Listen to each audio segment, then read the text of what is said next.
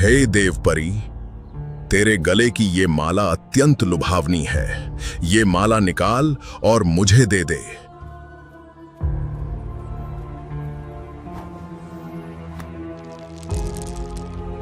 कि तूने मेरे द्वारा दी गई दिव्य माला का सरेआम अनादर किया।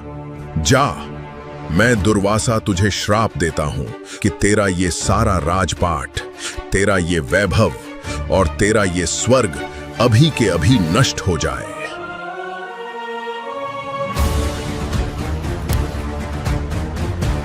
तो सुनो, इस गर्भ से न पुत्र जन्म लेगा न पुत्री। इस गर्भ से एक मूसल पैदा होगा जो तुम्हारे इस पूरे अभिमानी यादव कुल का समूल नाश कर देगा। तुम सब आपस में कटकर मरोगे। उस लोहे की कढ़ाई को प्रभास क्षेत्र में यमुना नदी के किनारे ले जाओ, वहीं पत्थर पर घिसाओ और उसका सारा चूरा पानी में बहा दो। न रहेगा बांस न बजेगी बांसुरी। जब वो कढ़ाई ही नहीं रहेगी तो हमारा नाश कैसे होगा?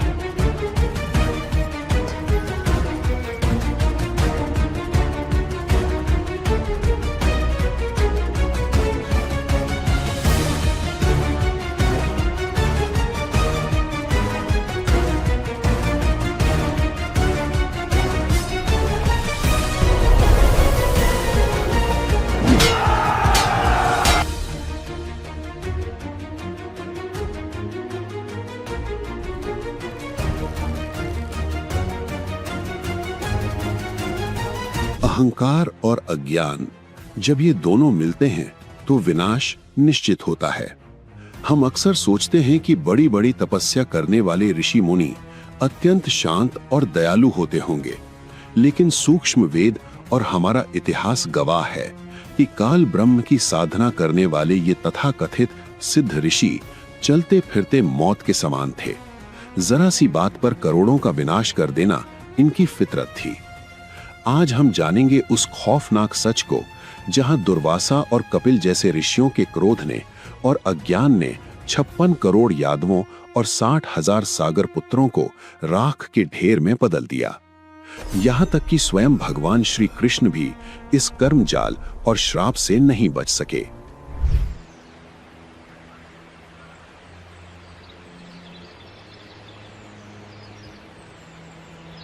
कथा की शुरुआत होती है काल ब्रह्म के एक प्रबल साधक ऋषि दुर्वासा से। एक दिन दुर्वासा ऋषि कहीं जा रहे थे। मार्ग में उन्हें स्वर्ग की एक अत्यंत सुंदर अप्सरा मिली, जिसने अपने गले में मोतियों की एक अद्भुत और दिव्य माला पहन रखी थी। ऋषि की नजर उस माला पर पड़ी और उनके भीतर उसे पाने की इच्छा जाग उठी। हे देवपरी, तेरे गले की ये माला अत्यंत लुभावनी है। ये माला निकाल और मुझे दे दे। अप्सरा जानती थी कि ये दुर्वासा ऋषि स्वभाव से सर्प के समान विषैले हैं। यदि मना किया तो क्षण भर में भस्म करने का श्राप दे देंगे।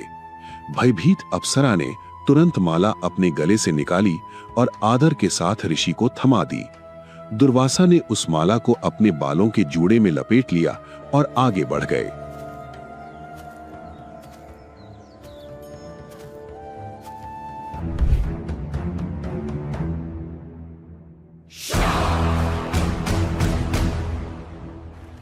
तभी सामने से स्वर्ग का राजा इंद्र अपने विशाल ऐरावत हाथी पर सवार होकर आ रहा था।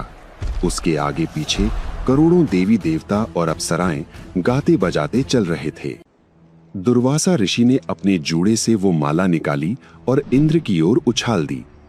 इंद्र ने वो माला आदर से पकड़ी, लेकिन चूंकि वो हाथी पर बैठा था, उसने अपने नित्य नियम के अनुसार वो माला ऐरावत हाथी की गर्दन पर रख दी। लेकिन एक पशु तो पशु है। हाथी ने अपनी सूंड उठाई, माला को पकड़ा और जमीन पर फेंक दिया। बस इतना होना ही दुर्वासा के क्रोध को भड़काने के लिए काफी था। अहंकारी इंद्र, तेरा ये दुस्साहस, तुझे अपने इस तुच्छ स्वर्ग के राज्य का इतना अभिमान हो गया है कि तूने मेरे द्वारा दी गई दिव्य माला का सरेआम अनादर किया। जा, मैं दुर्वासा तुझे श्राप देता हूं कि तेरा ये सारा राजपाट, तेरा ये वैभव और तेरा ये स्वर्ग अभी के अभी नष्ट हो जाए। हे मुनिवर, मैंने आपका अपमान करने का कोई विचार नहीं किया था। कृपया मुझ पर दया कीजिए। मैंने तो उसे आदर से मस्तक से लगाकर हाथी पर रखा था। ये तो इस पशु की औपचारिकता थी जिसने इसे नीचे गिरा दिया।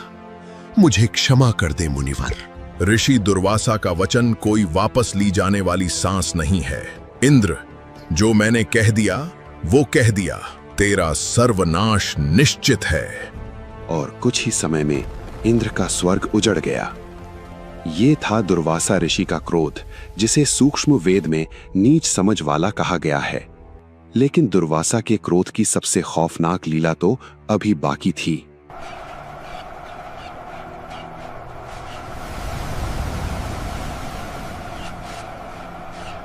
एक बार यही दुर्वासा ऋषि द्वारका नगरी के पास एक जंगल में ठहरे। द्वारका वासियों को पता चला कि त्रिकालदर्शी ऋषि आए हैं। द्वारका के यादव युवाओं को अपने बल और श्री कृष्ण के संरक्षण का भारी अहंकार था। श्री कृष्ण के पुत्र प्रद्युम्न सहित कुछ यादवों ने योजना बनाई कि चलो इस सिद्ध ऋषि की परीक्षा लेते हैं और इनका मजाक उड़ाते हैं। उन्होंने प्रद्युम्न के पेट पर एक लोहे की छोटी कढ़ाई बांधी, ऊपर से रुई और पुराने कपड़े लपेटकर उसे एक गर्भवती स्त्री का रूप दे दिया। 10-12 यादव उस नकली स्त्री को लेकर दुर्वासा जी के पास पहुंचे। हे त्रिकालदर्शी मुनिवर, प्रणाम। इस स्त्री पर परमात्मा की कृपा बहुत समय बाद हुई है। यह इसका पति है। हम बहुत उतावले हैं ये जानने के लिए कि इसके गर्भ में पुत्र है या पुत्री। आप तो अंतर्यामी हैं, जरा अपनी दिव्य दृष्टि से देखकर बताइए ना। दुर्वासा ने अपनी आंखें बंद की और अपनी दिव्य दृष्टि से सच्चाई जान ली। उनका शरीर क्रोध से जलने लगा। मूर्खों, तुम एक सिद्ध ऋषि का उपहास करने आए हो। तुम जानना चाहते हो कि इस गर्भ में क्या है? तो सुनो, इस गर्भ से न पुत्र जन्म लेगा न पुत्री। इस गर्भ से एक मूसल पैदा होगा जो तुम्हारे इस पूरे अभिमानी यादव कुल का समूल नाश कर देगा। तुम सब आपस में कट कर मरोगे। श्राप सुनते ही यादव युवकों के होश उड़ गए। वे कांपते हुए भागे और ये बात पूरी द्वारका में आग की तरह फैल गई।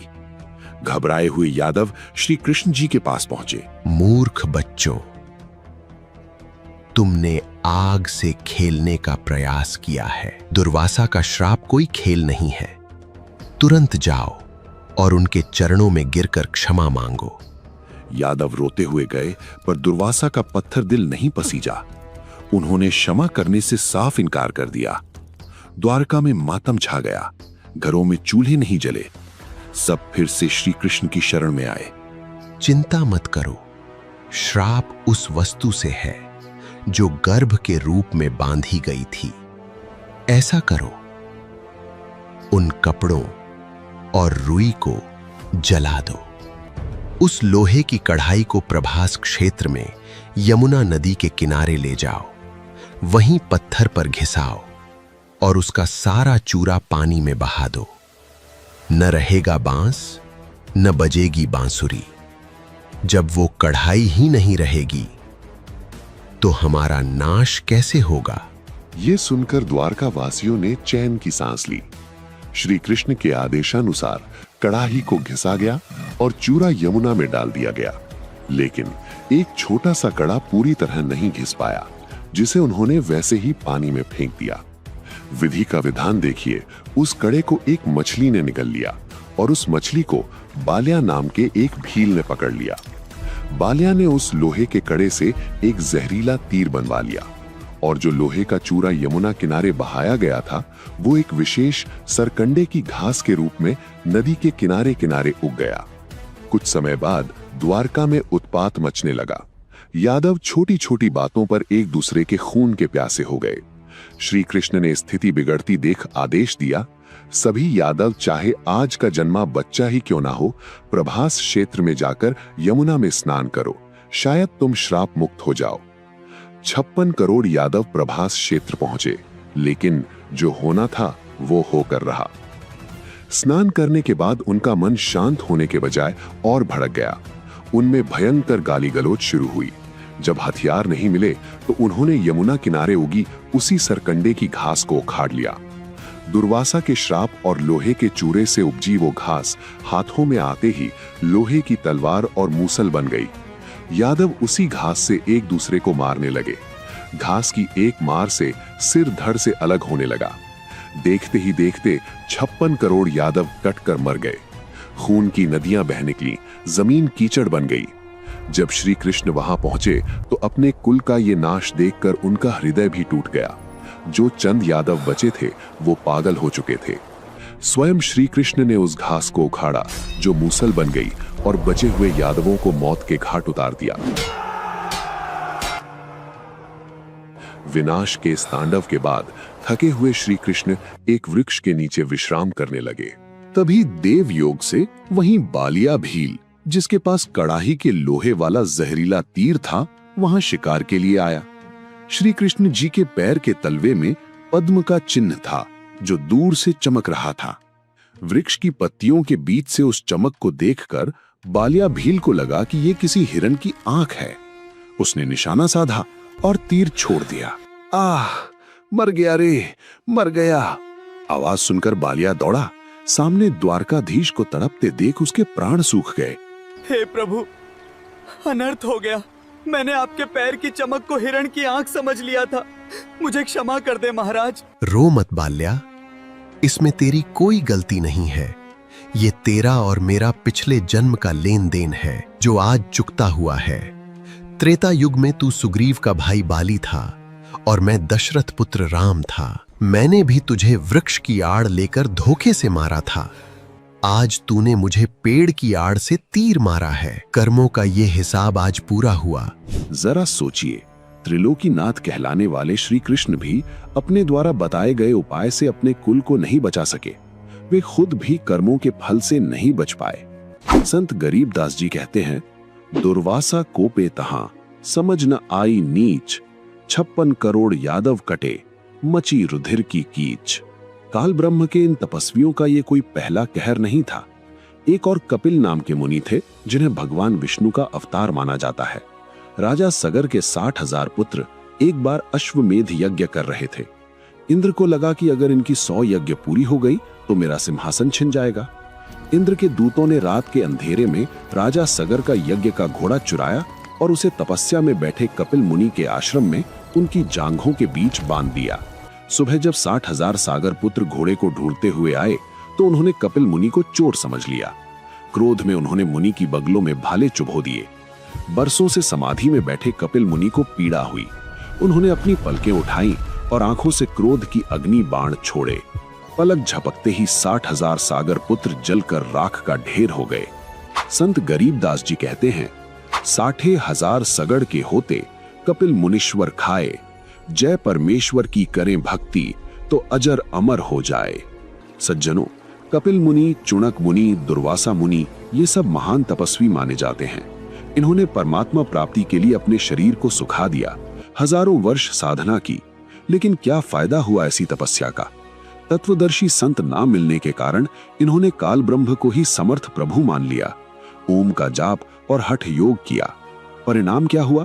गीता अध्याय 16 श्लोक 23-24 में कहा है कि शास्त्राविधि को त्याग कर जो मनमाना आचरण करते हैं उनकी साधना व्यर्थ है। सूक्ष्म वेद बताता है कि ये ऋषि अपनी तपस्या के प्रभाव से कुछ समय के लिए स्वर्ग या ब्रह्मलोक जाएंगे, फिर राजा बनेंगे, फिर अहंकार में डूबेंगे, फिर कुत्ते और गधे बनेंगे। जब कुत्ते बनेंगे तो जिन 56 करोड़ यादवों और 60,000 सागर पुत्रों को इन्होंने अकारण मारा था, उनका पाप इनके सिर चढ़ेगा और कीड़े इनका मांस चुन चुन कर खाएंगे। आज का मानव बुद्धिमान है, शिक्षित है। जरा विचार कीजिए, जब भगवान श्री कृष्ण के बताए स्नान और तीर्थ से यादव कुल का श्राप नहीं मिट सका, तो आज के इन अज्ञानी गुरुओं और पंडितों के बताए गंगा स्नान से आपके पाप कैसे कट जाएंगे? गीता अध्याय 15 श्लोक 17 कहता है कि उत्तम पुरुष तो कोई और ही है जो अविनाशी है और तीनों लोकों का धारण पोषण करता है। क्षर पुरुष और अक्षर पुरुष से पार उस पूर्ण ब्रह्म की खोज करो। आज जगत गुरु तत्वदर्शी संत रामपाल जी महाराज हमें शास्त्रों के आधार पर वही सच्ची भक्ति समझा रहे हैं। पाखंड को छोड़िए, पूर्ण गुरु की शरण में आकर मर्यादा में भक्ति कीजिए, ताकि आपको सनातन परम धाम की प्राप्ति हो सके।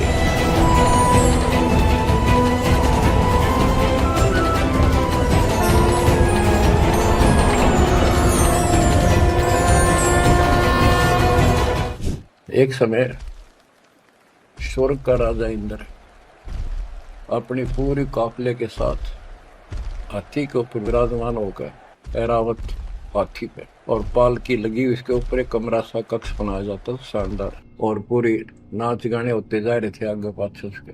पूरी शोभा थी, पूरा सम्मान था। स्वर्ग का राजा दुर्वासा ऋषि आगे। दुर्वासा ऋषि को किसी व्यक्ति ने एक बहुत सुंदर मोतियों की बहुत बढ़िया माला भेंट की, उसने वह अपने गले में डाल ली। दुर्वासा आ रहा था और उधर से इंद्र का काफिला जा रहा था। दुर्वासा ने इंद्र को नीचे से वो माला फेंक दी, ले आशीर्वाद मेरा। इंद्र ने लेकर हाथी के मस्तक पर धर दिया, अपना आज्ञा रख ली। और ऐसा है, जब हाथी में बैठने वाले राजा लोग कुछ खाते पीते थे, उसका छलका केले काले उस हाथी के मस्तक पर रख देते थे, हाथी उनको उठाकर नीचे फेंक देता था। ये उसकी प्रैक्टिस थी। हाथी ने वो माला सूंड के पकड़ कर बाहर फेंक दी।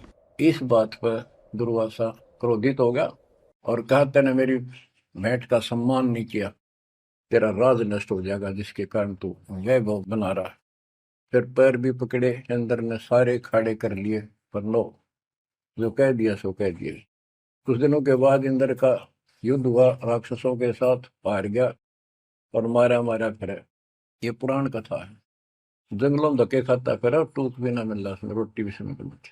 तो ये चलती फिरती मौत है, ये साधक नहीं थे, ये काल के पक्के दूत एजेंट है ये ऋषि। कि यादव सभी भगवान श्री कृष्ण जी की आड़ में अहंकारी हो गए, साधु संतों का सत्कार त्याग दिया, उनके साथ मजाक करने लगे। तुम क्या हो, तुम भटकते फिरते हो जंगल में, हैं, अपना कोई धंधा करके क्यों नहीं खाते हो, इस तरह की भाषा बोलने लगे। उस समय दुर्वासा जी उस बनी में जाकर बैठ गए, द्वारका के बाहर थोड़ी सी दूरी पे। और द्वारका के अंदर इस बात की एक ऐसी रूमर चली, चर्चा का विषय बना कि एक महापुरुष आए हैं दुर्वासा जी, बड़े पहुंचे हुए संत हैं और भूत भविष्य और वर्तमान की सब जानते हैं। श्री कृष्ण जी के पुत्र प्रद्युम्न और उसके साथियों ने मिलकर एक कुबद सूझी। उन्होंने एक फैसला लिया कि भाई ऐसे सुन रहे हैं कि ये दुर्वासा जी बड़े पहुंचे हुए महापुरुष हैं और भूत भविष्य की सारी जानते हैं, इसकी परीक्षा लेते हैं। उन्होंने क्या किया कि प्रद्युम्न को, श्री कृष्ण जी के पुत्र को, एक स्त्री का स्वांग करवा दिया, स्त्री के कपड़े बना दिए और एक गर्भवती स्त्री का स्वांग बना दिया। पेट के ऊपर एक कढ़ाया, जैसे छोंक छांक लाने की छोटी सी कढ़ाई हो घर में, रसोई में एक छोटी सी कढ़ाई पेट का बांध दी और ऊपर के उसका लोगड़ बांध दिया, रुई सी, फिर कपड़ा बांध दिया और ऊपर के और ताले कपड़े पड़ा दिए और मुंह ढक लिया, घूंघट काट के चल पड़ी। 10-12 उसके साथ और जो शरारती स्कीम बना कर गए थे वो गए। दुर्वासा जी के पास जाकर उन्होंने कहा कि भगवान प्रणाम हो ऋषि जी को, हम आपके पास एक समस्या लेकर आए हैं। दुर्वासा जी ने पूछा, बोलो भाई क्या है तुम्हारी समस्या? कि ये व्यक्ति और ये इसकी पत्नी, इनके विवाह को 10-12 वर्ष हो गए थे ऋषि जी, अब भगवान ने दया बख्शी है या गर्भवती हुई है और ये उतावले हो रहे हैं। आपके बारे में सुना है कि आप भूत भविष्य और वर्तमान की सारी जानने वाले हो, तो ये आपसे ये पूछना चाहते हैं कि इसका लड़का होगा कि लड़की? अब दुर्वासा जी ने अपनी दूरबीन ला के देखा, देव दृष्टि, उसने वो समझ गया कि बकवास कर रहे हैं रामजादे। लाल आंख करके और ठाया चिमटा ने बोला, यादव कुल का नाश होगा, इससे तुम्हारा ना सर्वनाश होगा यादव कुल का, भाग जाओ रामजादो, तुम क्या कर रहे हो? और ये तो भाग लिए बालक, आगे थारा नाश होगा इससे। अब वो बच्चे भाग आए गांव में। बच्चा तक ये था, पोता लड़का हो रहा था निरुद्ध, उसका प्रद्युम्न बन गए। बाकी कुबद तक कभी भी ये जो बुरा कर्म होता है आदमी को किसी न किसी एज में दुख जरूर देगा। तो नगर में जब आए उन्होंने सबको बताया कि ऐसे ऐसे हम गए थे। दुर्वासा जी तो सचमुच जान गए, वो तो सचमुच जानकार है। उन्होंने बता दिया कि ये गर्भवती नहीं है और तुम्हारा नाश होगा, जिससे तुमने गर्भ बना रखा है इसका, इससे तुम्हारा नाश होगा। तो गांव के जो मुखिया और बुद्धिमान से व्यक्ति बुजुर्ग थे, उनको चिंता बनी कि बच्चों ने तो बकवाद कर दी और उसने श्राप दे दिया, सारे मरेंगे तब। तो उनमें से कुछ कहने लगे कि हमारे सिर पर भगवान श्री कृष्ण बैठे हैं। वाह भाई वाह, यह भी कोई डर की बात है, चलो उसके सामने उनसे प्रार्थना करते हैं। अब श्री कृष्ण जी के पास गए, श्री कृष्ण जी से जाकर अपना चिंता का विषय बताया कि भगवान ऐसे ऐसे बच्चों ने मजाक कर दिया और दुर्वासा जी ने श्राप दे दिया, और दुर्वासा जी का श्राप तो बिजाइल कैसा है, ये तो वापस हो ही नहीं सकता। तब श्री कृष्ण जी से कहा कि आप ही हमारी रक्षा कर सकते हो, आप समर्थ हो, सर्वशक्तिमान हो, आप विष्णु अवतार हो, जैसे भी उनके गुणगान किए। श्री कृष्ण जी ने कहा कि भाई देखो, बच्चों को वहीं भेजो और दुर्वासा जी से माफी मांगे, वो अक्षमा करेगा तो बात बनेगी। उन बच्चों को लेकर नगर के मुखिया व्यक्ति, मौजिद से जो बुद्धिमान व्यक्ति बुजुर्ग से सारे एक साथ गए, हजारों की संख्या में। दुर्वासा जी के सामने उन बच्चों को कहा कि माफी मांगो। उन्होंने प्रणाम किया, माफी मांगना चाहा, अक्षमा याचना की, लेकिन दुर्वासा जी ने कहा कि जो मेरे मुख से वचन निकल गया वो वापस नहीं हो सकता। आप जाइए, अपने बच्चों को समझा के रखना चाहिए था, साधु संतों के साथ बकवास नहीं किया करते, आप जा सकते हैं। अब इसको वापस करना मेरे बस की बात नहीं है।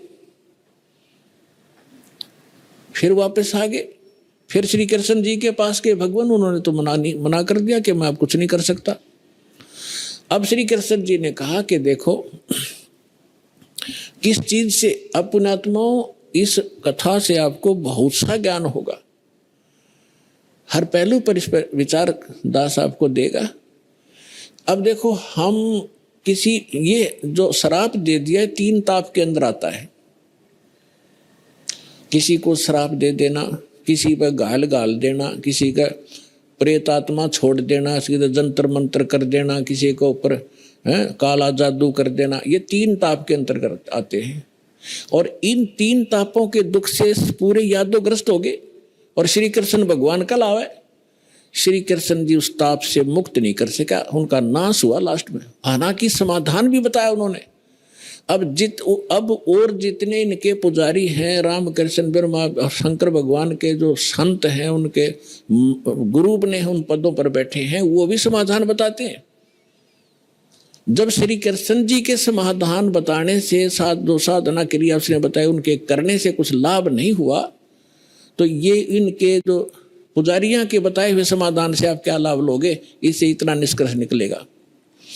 अब क्या हुआ कि श्री कृष्ण जी ने कहा कि देखो, चिंता मत करो, सीधा सा हल है इसका कि किस से हमारा नाश होगा, कि जो कढ़ाई बांधी थी पेट पे, लोहे की कढ़ाई, और जो कपड़े पहन रखे थे, वो लोगड़ रुई लगा रखी थी, इनको तो जला दो, कपड़ों को तो।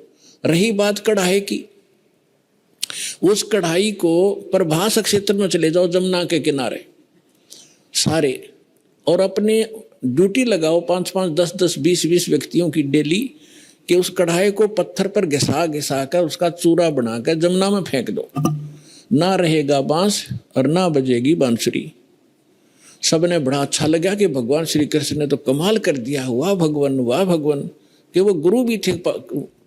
श्री कृष्ण जी आध्यात्मिक गुरु भी थे पांडवों के और यादों के। तो इस बात को सुनकर सभी ने खुशी मनाई कि ठीक है, ना रहेगा बांस ना बजेगी बांसुरी। लगा दिए 20-20, 50-50 व्यक्तियों की सेवा कि जाओ जहाँ भगवान ने बताया उस क्षेत्र में जाके, प्रभास क्षेत्र में, और जमुना के किनारे पत्थरों पर घिसा कर चूरा बना दो। अब घिसाण से पहले दोनों कड़े थे, वो कड़े तोड़े पहले तो अलग अलग पकड़न के। अब उन कड़े घिसाण की ड्यूटी अलग दे दी, 4-4 5 की, कि तुम्हारी ये कभी कितने दिन में घिसाओ इनको। बाकी उन्हें घिसा घिसू के वो कड़ा चूरा बना दिया। एक के पास 2-4 को कड़ा मिला था, जिसने लास्ट में थोड़ा सा रह गया था, वो गोल गोल नौका चमक गया। तो उस चमकदार सा घिसाने से चारों तरफ से चमक गया वो। तो उसने सोचा, जो आलसी सा था, सब ने अपना काम कर दिया, मेरा भी घिसा नहीं। तो उसने सोचा इसे एक कड़े में के बिजली पड़ा, यूं की उसने जंगल में उस जमुना में फेंक दिया वो कड़ा। बाकी शेष कढ़ाई घिसा दी थी, उसका चूरा बना दिया। अब वो किसी मछली ने खाद्य पदार्थ जानकर वो खा लिया। उस मछली को पकड़ लिया एक शिकारी ने, जिसका नाम बालिया नाम का एक दीमर था, जो मछियारा था। उसने पकड़कर मच्छी जब ले गया, वह काटी, मछली काटी तो उसमें से वो सफ़ेद धातु निकली, बहुत चमकीली। तो शिकारी ने सोचा कि ये हो ना हो कोई अच्छी फौलाद होगी या कोई चांदी ना हो। वो लेके गया सुनार के पास। सुनार कहने लगा, भाई ये चांदी नहीं है, ये तो अच्छा फौलाद अच्छा है। वो लोहार के पास ले गया। लोहार ने कहा कि बहुत अच्छा इस्पात है और इसका क्या बनाऊं? तो शिकारी ने कहा कि मेरे इस तीर का आगे का एरो बना दे, मेरे सर के ऊपर डाल दे, इसने बना के विषाक्त बना देना। तो उसका तीर के जो बाण होता है तीर का, उस बाण के आगे एक गोल एरो होता है तीखा, ताकि वो पशु पक्षी के जाके सीधा लगे, मार दे उसको। तो वो विषाक्त बनवा लिया। उधर से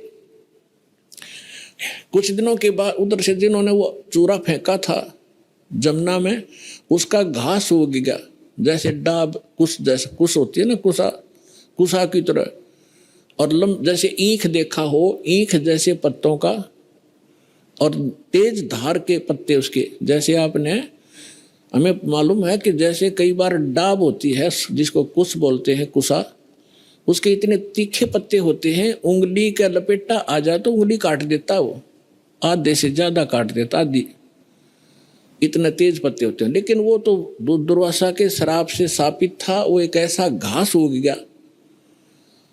उधर से क्या हुआ, कुछ दिनों के बाद, 1 वर्ष 2 वर्ष 4 वर्ष के बाद क्या हुआ, आपस में द्वारका के अंदर झगड़े शुरू हो गए। छोटे बड़े की लाज रही नहीं, थोड़ी सी बात पर मार काट मचा दी, थोड़ी सी बात पर कत्लेआम करने लग गए। फिर गांव के लोग पहले धार्मिक बहुत होते थे, अभी तक हुआ करते थे। गांव के अंदर कोई भी आपत्ति होती थी, साधु संतों से उसका विकल्प, उसका समाधान चाहा करते थे कि किसी तरह शांति हो नगर में। तो उनके पास तो श्री कृष्ण ही थे final, first and final, last and final. Shri Krishna ji के पास गए। श्री कृष्ण जी से बताया कि भगवान पता नहीं नगर में क्या बढ़ गया, क्या घुस गया नगर के अंदर, कोई किसी की बात सुनने को तैयार नहीं, बड़े छोटे की लाज रही नहीं, जरा सी बात होती है लट्ठम लट्ठा कत्लेआम होने लगे। भगवान कोई दया बख्शो, कोई समाधान बताओ इसका। तो श्री कृष्ण जी ने क्या समाधान बताया कि अभी तुम्हारे ऊपर दुर्वासा जी का जो श्राप है वो प्रभावी हो गया, वो फल रहा है। तो बड़े चिंतित हुए। पहले तो भगवान ने समाधान बताया था कि सारे ने घिसा घिसू का चूरा बना कर डाल दो जमुना में, ना रहेगा बांस, ना रहेगी बजेगी बांसुरी। जब वो इस बात से संतोष पाया था लोगों ने कि चलो हो गया समाधान, और आज फिर श्री कृष्ण जी वही कह रहा है कि दुर्वासा जी का श्राप तुम्हारे ऊपर फल रहा है। अब वो उनके मुंह की तरफ देख रहे हैं, लेकिन हमारी बुद्धि इतना काम नहीं करती। जैसे हम भी ऐसे ही दुखी थे, पहले जाते थे किसी गुरु के पास, वो कुछ अपना दुख लेकर वो कुछ समाधान बताता था, फिर दूसरी बार कुछ और समाधान बताता था, तीसरी बार कह देता था ये तो तेरे भाग में है, तेने भोगना ही पड़ेगा। फिर पहले डले क्यों ढूंढा रहा था ये। ऐसे ही ये सब का यही स्थिति है। तो श्री कृष्ण जी ने पहले ये कहा था, फिर कह रहा है कि अब तो ये भोगना ही पड़ेगा तुम्हें। अब ये वो फल गया। तो फिर समाधान पूछा कि भगवान फिर आप समाधान बताओ। ऐसा करो, सभी जितने भी नर यादव हैं पुरुष, मेल ओनली, चाहे नवजात शिशु भी क्यों ना हो, प्रभास क्षेत्र में जाओ जहां वो कड़ा घिसाया था और चूरा डाल रखा था, वह घास उग रहा इतना बड़ा बड़ा कि वहां जाकर सभी के सभी जमुना में स्नान करके आओ, तुम्हारा साप पाप मुक्त हो जाओगे, साप मुक्त हो जाओगे जमुना में नहाने से, स्नान करने से। अब सब बड़े प्रसन्न हुए कि बड़ा सरल उपाय बताया भगवान ने, और सभी अपने अपने बच्चों को, नवजात शिशु से उसी दिन जन्मा था उसी भी लड़के को, ओनली लड़कों को ले गए साथ में और पहुंच गए 56 करोड़ वहां पर। पहले स्नान करें जाते ही, ताकि साप कटे, हमारा पाप, ये साप नाश हो, शराब खत्म हो। और बाहर आते ही, क्योंकि पहले मन मुटाव चल ही रहा था सभी का, उसने तू ऐसे क्या बोल रहा था उस दिन, तू ऐसे उधर सारे इकट्ठे हो गए, तो कभी कभी मिले थे। बाहर आते वो एक दूसरे को गाली गलोच, लट्ठम लट्ठा और घास निकाले, घास पाड़े और मारे, गर्दन में लग के आर पार हो जाए, तलवार का काम करने लग गया वो घास। और 56 करोड़ यादव कटका मर गए थे वहां साप नाश करान, अपना नाश कर लिया वहां जाके। श्री कृष्ण जी के बताए समाधान अनुसार उनका साप तक कटा नहीं, साप तक नाश हुआ नहीं, यादव का नाश हो गया। अब यहाँ परमात्मा कहते हैं कि गरीबदास जी कहते हैं, तुम कौन राम का जपते जापम और ताते कटे ना ये तीनों तापम, समर्थ का शरणाग हो रंग होरी हो, भाई कदे न हो एकाज राम रंग होरी हो।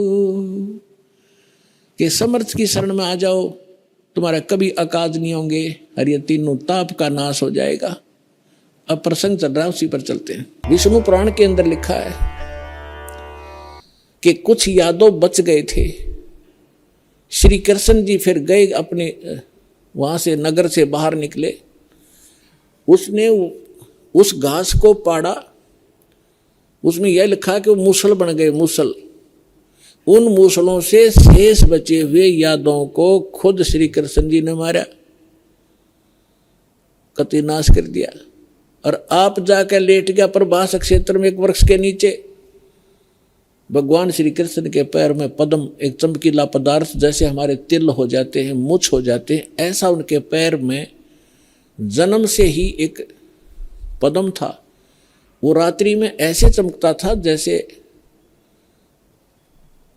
50-100 वाट का बल्ब चस्याक रहे जगह, और दिन के अंदर भी उसकी चमक सी बनी रहती थी।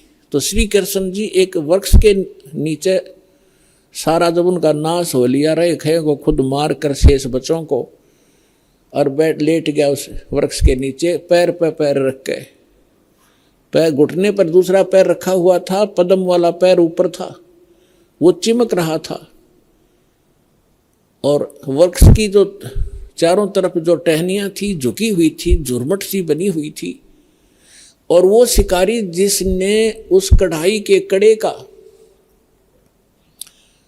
अपना विषाक्त तीर बनवाया था, जहर से बुझा कर तीर बनवा रखा था, उसी तीर को लिए हुए उस दिन, और सुबह से लेकर दोपहर तक वो घूमता रहा जंगल में, कोई शिकार नहीं मिला उसको, शिकार करने गया था। उसने क्या देखा कि वृक्ष की झुरमटें इतनी नीचे तक लटक रही थी, जमीन को छू रही थी, उनकी अंदर से उसने भगवान श्री कृष्ण जी के पैर के पद्म की एक चमक देखी। उसने सोचा कोई मर्ग बैठा है, हिरण, और उसकी आंख चमक रही है। यदि मैं इधर से जाऊंगा तो ये भाग जाएगा, कोई हिरण मुझे मिला नहीं है, क्यों ना यहीं से इसको मार डालूं। झुरमठों में से निशाना साध के मर्ग की, हिरण की आंख जान के भगवान श्री कृष्ण के पैर पर तीर मार दिया विषाक्त। ज्यों ही तीर लगा, श्री कृष्ण जी कराहने लगे, रे मर गया रे, मर गया रे, मर गया रे। शिकारी ने सोचा किसी मनुष्य का लग गया, भाई ये तो बात बिगड़गी। दौड़ के आगे देखा, क्या देखा कि द्वारकाधीश मुकुट समेत वहां तड़फ रहा है। उस मुकुट आदि से वो पहचान गया कि ये राजा है। तब उसने करबद्ध होकर कहा कि भगवान मुझे गलती होगी, अनजाने में लग गया मेरी, आप तो अंतर्यामी हैं, आप सारी जानते हो मेरी इच्छा नहीं थी आपको मारने की, मेरी कोई दुश्मनी नहीं थी आपसे, और ऐसे ऐसे मेरे से गलती होगी, मैंने आपके इस चमक को हिरण की आंख जाना।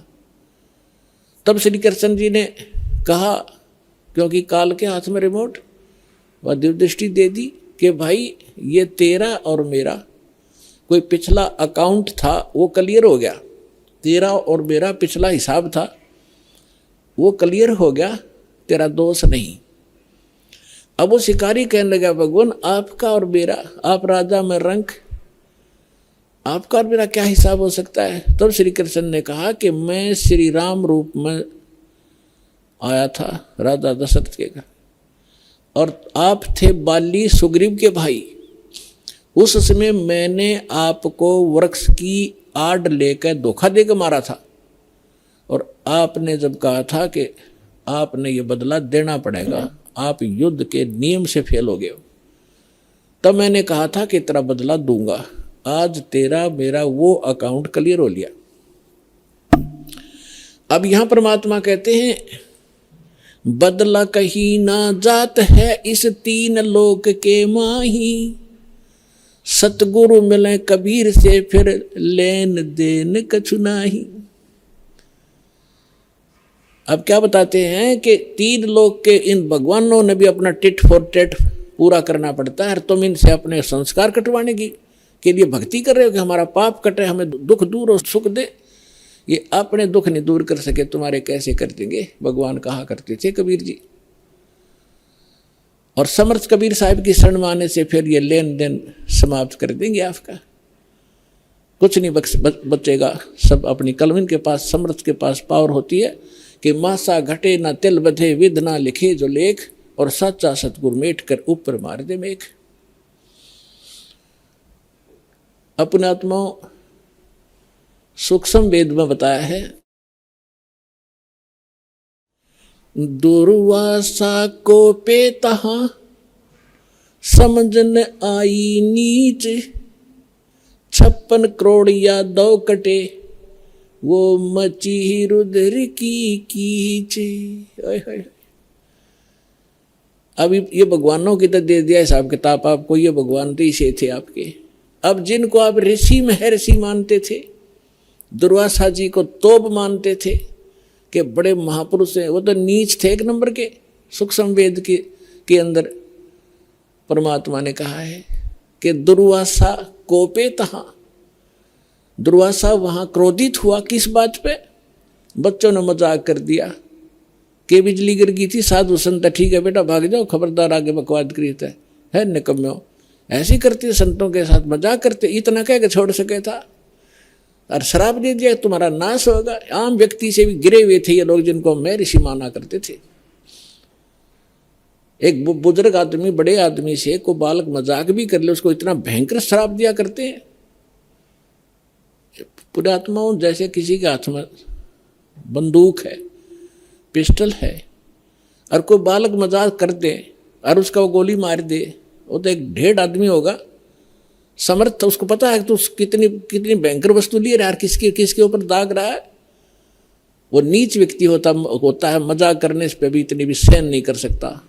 तो इस स्थिति के थे वो ऋषि, उनके पास ये हथियार थे वचन के और शराब देने के। तो यहां सूक्ष्म वेद में लिखा है कि दुर्वासा को पे तहा क्रोधित हो गए और समझ न आई नीच, ये भी नहीं सोचा तू क्या करने जा रहा है, और 56 करोड़ या 2 कट गए, और वह मची रुद्र की कीच, यानी रक्त की 11 माच की, खून की 11 मच की, 56 करोड़ आदमी जहां लाश हो जाए और नदी बह कर चल पड़े खून की, रक्त की। तो यहां पुण्यात्माओं, ना तो ये भगवान समर्थ जिनको हम पूजा करते, ना ये ऋषि एक अन्य के जिनको ज्ञान ही नहीं था, इनको ये नहीं पता भगवान कौन है। अब ये भगवान के लिए निकले थे घर से, साधना करेंगे, भक्ति करेंगे, अंगारों से शीतलता की खोज करने लगे।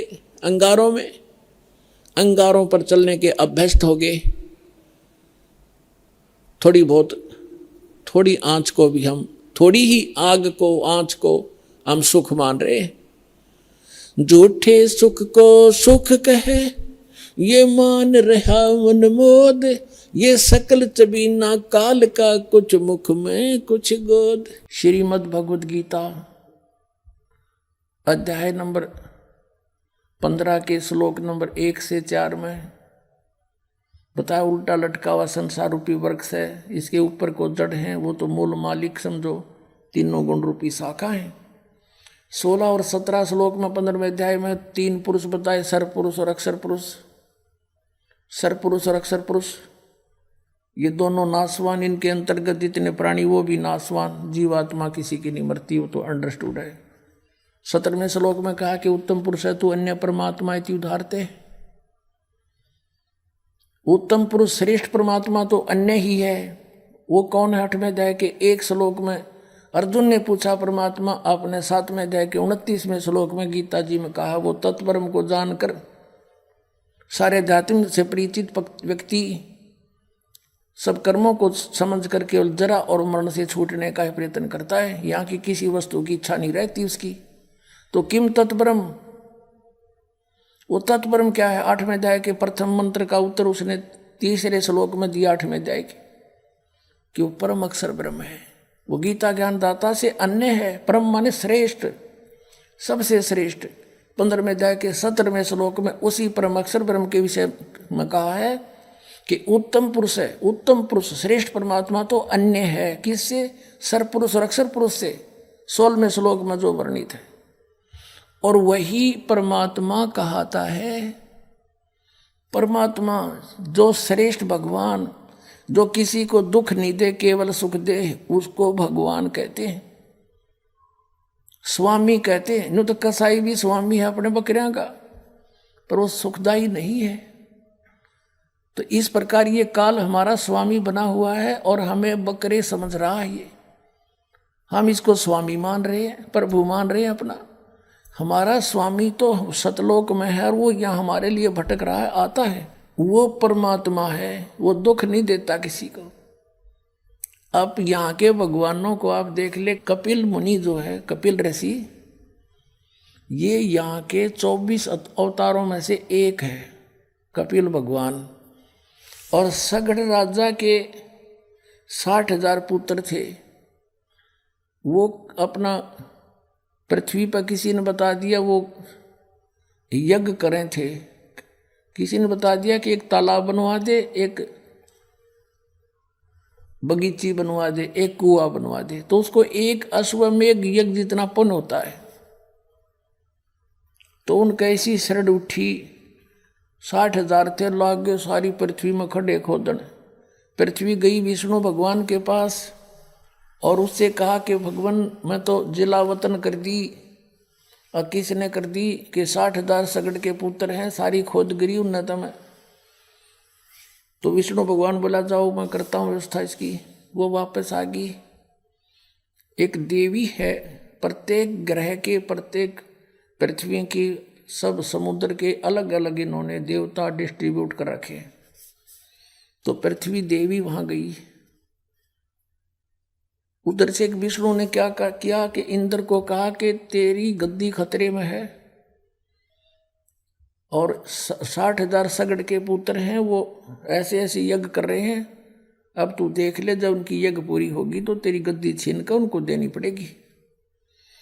अब वो क्या करती थी, उन्होंने घोड़ा रखा हुआ था, उस घोड़े के गले में पंपलेट टांग रखा था कि हमारे मार्ग में जो बाधा करे युद्ध के लिए तैयार हो जा, हमने को रोक कर नहीं।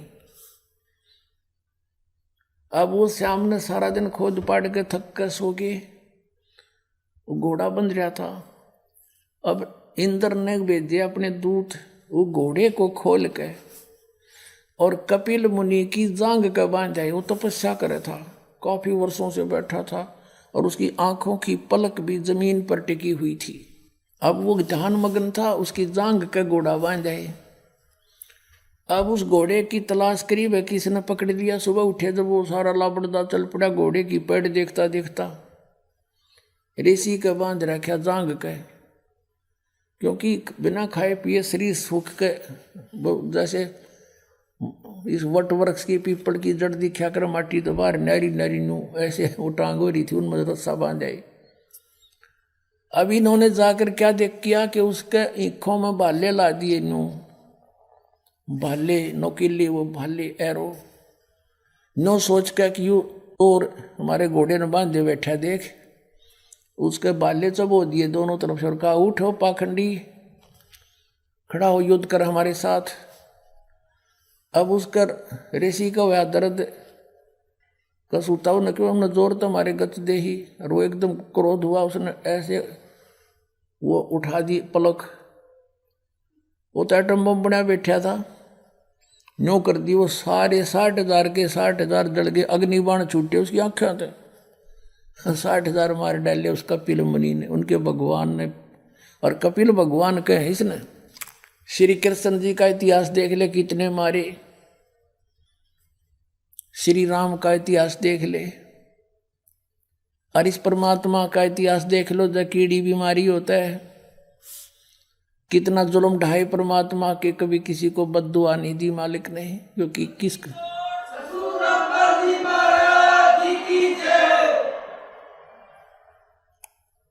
अब इसको पता किसने मारूं, सब मेरे ही तो हैं, अपने के मारे जाकर किसी पे। अब आपने ऋग्वेद में पढ़ा, वो सहनशील है, वो कबीर देव सहनशील है, परमात्मा वही है सहनशील। देख लो इतिहास किसी के आज तक, तो वो परमात्मा इति उदारता है, वो परमात्मा भगवान कहता है। तो ये हमारे परमात्मा है, हमारे भगवान है, हमारे लिए भटक रहे हैं, ये सुख देते हैं, दुख नहीं देते। सतलोक में जब चले जाएंगे वहाँ दुख नाम की वस्तु नहीं है।